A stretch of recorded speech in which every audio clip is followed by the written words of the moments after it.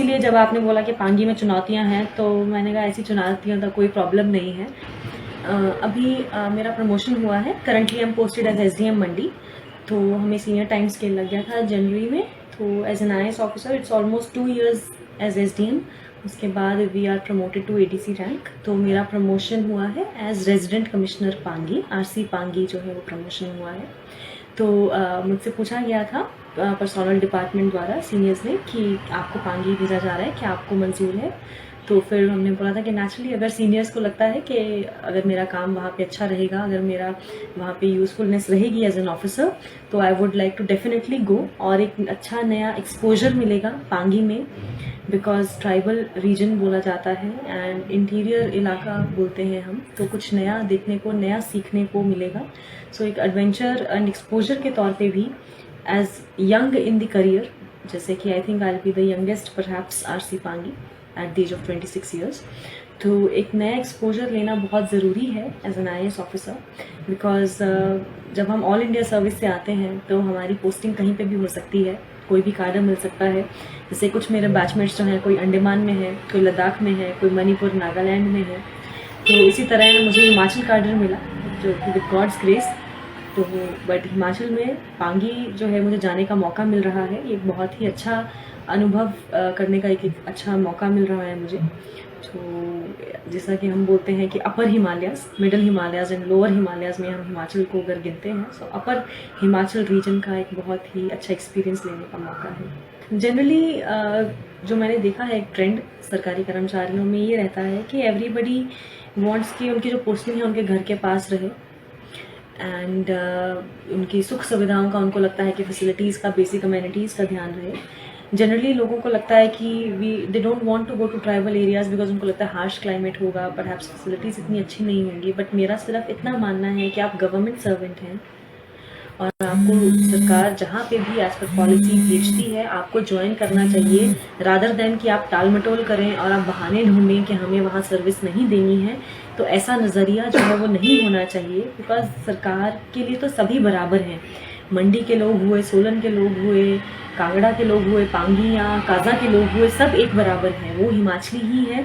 तो हमें ऐसा कोई भेदभाव अपनी पोस्टिंग में नहीं करना चाहिए कि हमें उन लोगों को सर्व नहीं करना, हमें सिर्फ यही पोस्टिंग चाहिए। तो इस तरह का पक्षपात जो है सरकारी कर्मचारियों में नहीं होना चाहिए। जब आपने ज्वाइन की है तो आपने हिमाचल सर्विस ज्वाइन की है, चाहे आपने टीचिंग लाइन में ज्वाइन किया है, आपने डॉक्टरेट लाइन में ज्वाइन की है, किसी भी लाइन में ज्वाइन की है, तो Himachal as a service join की है। तो आपने जहाँ आपका बर्थ हुआ है, जहाँ आपका घर है, उस जगह की सर्विस ज्वाइन नहीं की है। हमने तो ऑल इंडिया की सर्विस ज्वाइन की है। तो अगर हमें सेंट्रल गवर्नमेंट भी कहीं जाने को बोलती है, it's our duty to go and join. तो ये हमें उससे पहले सोचना चाहिए। पहले आदमी को लगता है, हमेशा हर कोई सोचता है कि हमारी सरकारी नौकरी लग जाए, पहले आदमी नौकरी के पीछे भागता है, फिर वो बाद में भागता रहता है कि जी हमारी अपने चॉइस ऑफ पोस्टिंग हो जाए। बट मेरा ये कहने का मानना है कि once you have joined a government, let's say for example government of India or for that matter Himachal government, state, any state government, आपको इसमें कोई भी पक्षपात नहीं करना चाहिए कि भाई ये प्लम पोस्टिंग है, ये पनिशमेंट पोस्टिंग है।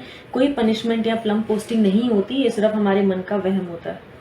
मैंने भी ऐसा सुना, वहाँ के लोगों ने बोला कि मैम आप फर्स्ट फीमेल आरसी पांगी होंगे जो कि पांगी में ही स्टेशन होकर अपनी सेवाएं देंगे and you will be almost I think one of the youngest RC Pangi.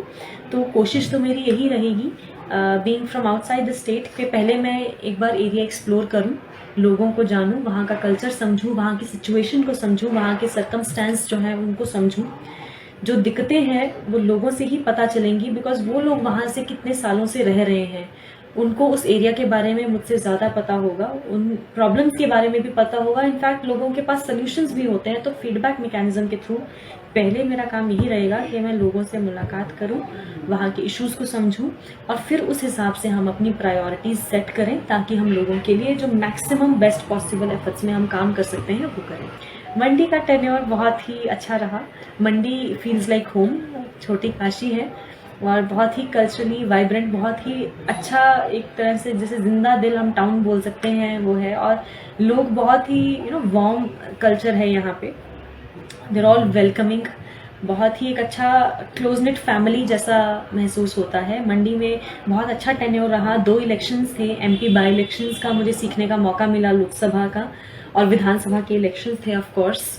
And उसके बाद शिवरात्रि जैसे अंतर्राष्ट्रीय महापर्व को आयोजित करने का जो एक्सपीरियंस मिला 2 महाशिवरात्रि का, वो बहुत अच्छा रहा था। कोर्ट केसेस के डिस्पोजल में कोर्ट का काम काफ़ी अच्छा था, प्लस बीइंग हेडक्वार्टर डिस्ट्रिक्ट, यहाँ प्रोटोकॉल का exposure, variety of work, volume of work, plus as a tourist place बहुत अच्छा एक तरह से एक्सपोजर रहा। यहाँ टीम और लोग सारे ऑफिसर्स बहुत ही एक अच्छे तरह से मुझे सीखने को मिला, डीसी सर से, एसपी मैम से, शालिनी अग्निहोत्री मैम थे और इंदम Chaudhary sir as DC.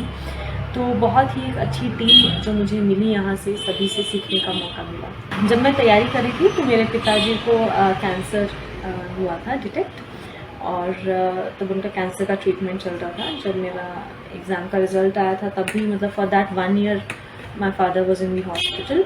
And जब मेरी ट्रेनिंग चल रही थी मसूरी में, sadly both of my parents had passed away, दोनों की डेथ हो गई थी जब मेरी मसूरी में ही ट्रेनिंग चल रही थी। सो अप्स एंड डाउन्स काफ़ी रहे हैं लाइफ में, बट मेरा मानना यही है जो कि मैंने अपने पेरेंट्स से सीखा कि लाइफ में आप आगे बढ़ते रहें, चुनौतियाँ आती रहेंगी, but then we have to be really positive रहें, होपफुल रहें। तो इसीलिए जब आपने बोला कि पांगी में चुनौतियाँ हैं, तो मैंने कहा ऐसी चुनौतियों का कोई प्रॉब्लम नहीं है, because these are very little things, because I have already seen a lot in life. So ऐसी छोटी मोटी जो आउटसाइड वाली चीज़ें हैं उनको कोई प्रॉब्लम नहीं है। इट्स जस्ट दैट आपका खुद का माइंडसेट होता है कि आपको कैसे डील करना है। जैसे कि हार्श क्लाइमेट है और चुनौतियाँ भी हैं, B it physical in any sense. तो इट्स ऑल अबाउट माउंटेन्स। पहले हम कहते हैं कि जंग हमेशा दिमाग में जीती जाती है, बैटलफील्ड पे तो बाद में जीती जाती है। सो इट्स अबाउट कि आपका जो निश्चय जो है वो दृढ़ होना चाहिए। One should be strong willed person. So that is what कि मैंने अपने माता पिता से मैंने ये लर्निंग ली है। तो they were very strong people and I am trying कि हमारा फैमिली का ड्रीम था कि मैं एक IAS ऑफिसर बनूँ और एक अच्छी IAS ऑफिसर बनूं, ताकि लोगों की सेवा कर सकूं और लोगों का भला कर सकूं और इस देश का नाम रोशन कर सकूं। ऐसा मेरा पेरेंट्स का ड्रीम था। तो मैं कोशिश है कि मैं इसी तरफ कार्यरत रहूं।